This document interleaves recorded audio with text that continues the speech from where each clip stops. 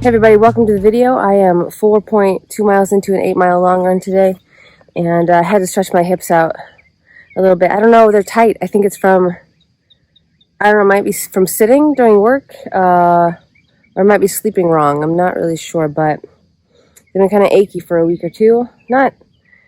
They feel tight. I can't describe it. It's not super painful, but I needed to stretch it because I could feel it creeping up on me. So yeah, so far so good. It's probably like 62 degrees right now, slightly humid. And I'm curious what the dew point is, because I've been reading about dew point and how the dew point is actually what makes you feel so sticky. And so I'll talk more about that later. But I'm going to finish this run up and catch you on the other side. Finished up 8 miles and it felt really, really good. I took it slow. I take all of my long run days, no matter the distance. For me, 8 miles isn't very far, but still, I did some intervals and some race pace miles this week. And so it's important to make your long days long, slow days. And so today's pace was 9:48, and my heart rate was really low the whole time. It's another thing I'm working on.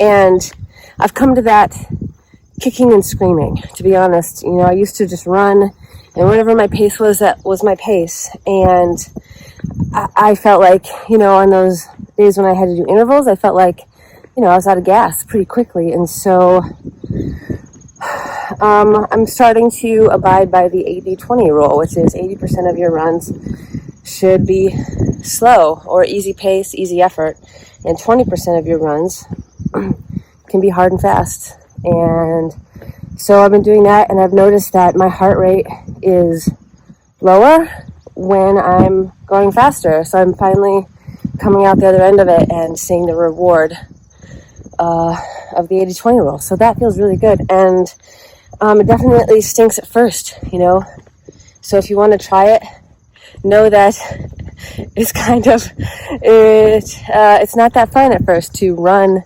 intentionally slow, but it is beneficial, and I will put my stamp of approval on it. What's next? Probably some hydration and some fuel. Yesterday we processed ducks. On the farm we processed 11 of them, and I did not eat or drink, especially drink, nearly enough yesterday. So I'm a little bit feeling it right now. And so I'm going to do that, and I'll catch you later. What I want to talk about briefly today, something that I've read a lot about recently, is dew point. And I've never paid attention to dew point before. I grew up in the Midwest. I live in the Midwest now. If you're from the Midwest or visited during summer months, you know that the air can be really sticky feeling and wet and uncomfortable. And I've always thought that was just the humidity talking. But it's actually a combination of humidity and dew point. And so, what is dew point? Dew point is the temperature to which air must be cooled for it to be saturated with water vapor. And I think all you really need to know about that is the higher the dew point, the stickier and more uncomfortable the air feels. So my run today was 54-degree dew point. That's pretty dry. Anything 55 degrees and below in terms of dew point feels really dry and comfortable. 56 degrees to 65-degree dew point, things are starting to feel a little wet. You can probably do a run and you might slow down by a few seconds, and that's normal and good and something that you should do. But it won't be massively excruciating. A dew point of 70 degrees and above is really uncomfortable, really sticky. The air feels very wet and heavy. And one of my runs recently was a 70-degree dew point, and it was not fun. I had to stop and just drenched with sweat. That's the lesson that I want to impart, is is when you're thinking about your run, you're planning for your run tomorrow.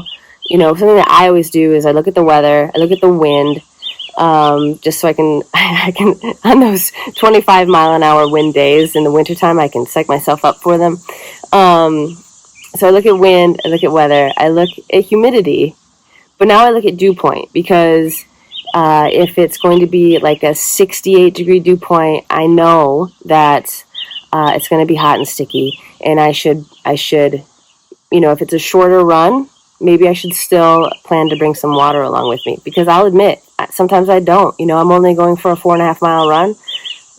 So, I don't generally bring water with me for such a thing. But if it's going to be really hot and sticky and humid, I think that I should take something along with me, even if it's just 4 ounces.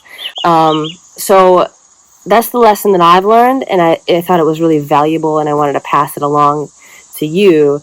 Is when you're planning for your run and it's in the summertime, take a look at that dew point, and that'll help you plan for a more successful session.